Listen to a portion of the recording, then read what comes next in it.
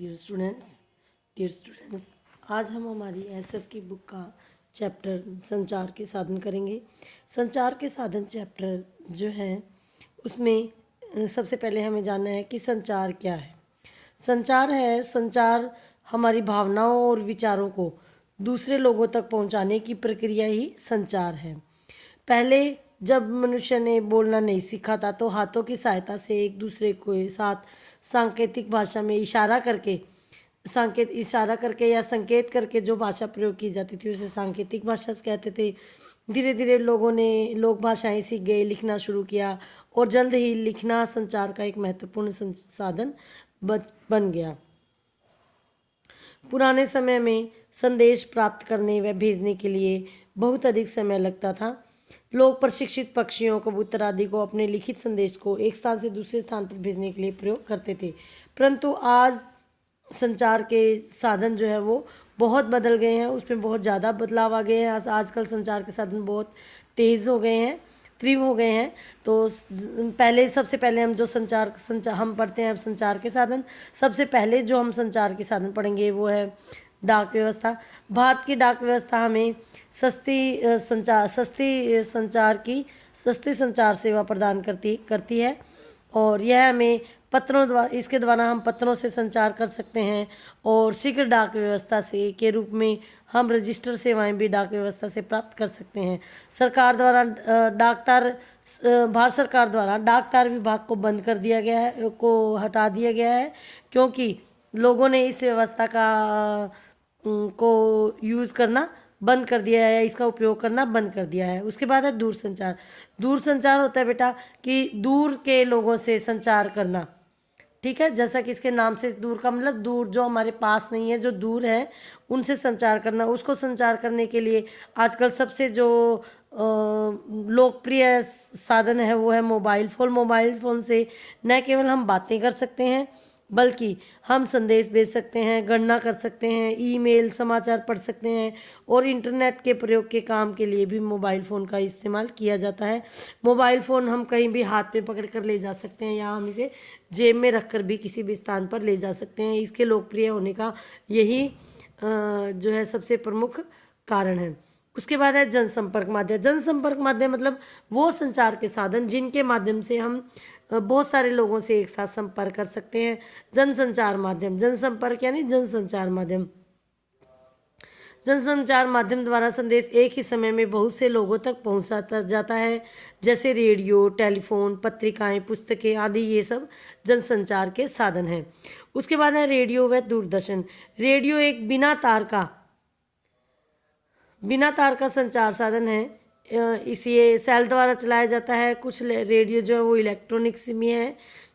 इसकी खोज मार्कोनी द्वारा की गई थी। हम रेडियो पर समाचार सुन सकते हैं, गाने सुन सकते हैं, शिक्षा संबंधी कार्यक्रम सुन सकते हैं और कुछ और मनोरंजक कार्यक्रम भी सुन सकते हैं। कृषि संबंधी कार्यक्रम या मौसम संबंधी जानकारियाँ ये सब हम रेडियो से प्राप्त कर सकते हैं।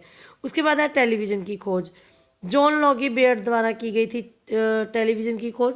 टेलीविज़न पर हम खबरें, फिल्में, विज्ञापन आदि जो है वो हम ये सब कार्यक्रम हम टीवी पर देख सकते हैं। सैटेलाइट द्वारा टीवी का सीधा प्रसारण दिखाया जाता है। उसके बाद है इंटरनेट कंप्यूटर द्वारा सारे विश्व में फैला एक नेटवर्क है। हम ईमेल के रूप में पत्र भेज सकते हैं। वह इंटरनेट के माध्यम से संसार के किसी भी भाग में बैठे व्यक्ति से, अपने मित्रों से, अपने रिश्तेदारों से बात कर सकते हैं। हम कोई भी सूचना प्राप्त कर सकते हैं इंटरनेट से या हम सूचना दे सकते हैं। कंप्यूटर व सैटेलाइट शीघ्र संचार के साधन हैं। उसके बाद है ईमेल। ईमेल को का जो फुल फॉर्म है वो इलेक्ट्रॉनिक मेल है। ईमेल आज के समय में सबसे तीव्र जो है संदेश या पत्र भेजने का साधन है। उसके बाद है फैक्स मशीन। ये फैक्स मशीन है बेटा। फैक्स मशीन द्वारा ये एक ऐसा उपकरण है जो है वो टेलीफोन से जुड़ा रहता है और इसकी सहायता से हम कोई भी कागजी दस्तावेज, कोई सर्टिफिकेट है, पेपर्स है, कोई भी पेपर्स जो है वो हम सेम उसकी एक कॉपी जो है वो हम एक स्थान से दूसरे स्थान पर भेजी जा सकती है। उसके बाद है कृत्रिम उपग्रह। कृत्रिम उपग्रह दूर संचार व जनसंचार के माध्यम संपर्क माध्यम में एक महत्वपूर्ण स्थान रखता है। जो भी जनसंचार है या हमारे मोबाइल फ़ोन चलते हैं, हमारे डिश टीवी चलता है, लाइव प्रसारण चलता है टीवी पर मैचेस का, जो भी है, ये सब इस तरह के जो सब कार्यक्रम है ये कृत्रिम उपग्रह के माध्यम से ही चलते हैं। कृत्रिम उपग्रह द्वारा किसी भी चीज़ का लाइव प्रसारण जो है वो उसके माध्यम कृत्रिम उपग्रह के माध्यम से ही किया जाता है। कृत्रिम उपग्रह पृथ्वी से छोड़े गए, पृथ्वी की कक्षा में छोड़े गए, अंतरिक्ष में छोड़े गए कृत्रिम उपग्रह हैं जो कि संचार के क्षेत्र में कार्य करते हैं।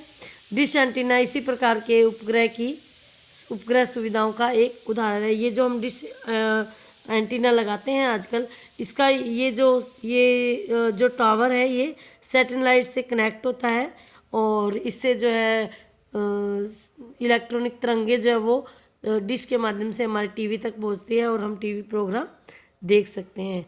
तो ये थे बेटा हमारे संचार के साधन। इसमें से टीवी, रेडियो, मैगजीन्स, न्यूज़पेपर ये सारे जनसंचार के माध्यम हैं। और इसके अलावा जो मोबाइल है वो मोबाइल या डाक व्यवस्था है या ईमेल है, ये सारे जो है वो व्यक्तिगत संचार के साधन हैं। तो स्टूडेंट्स ये हमारा चैप्टर यहाँ पूरा होता है। Stay home, stay safe.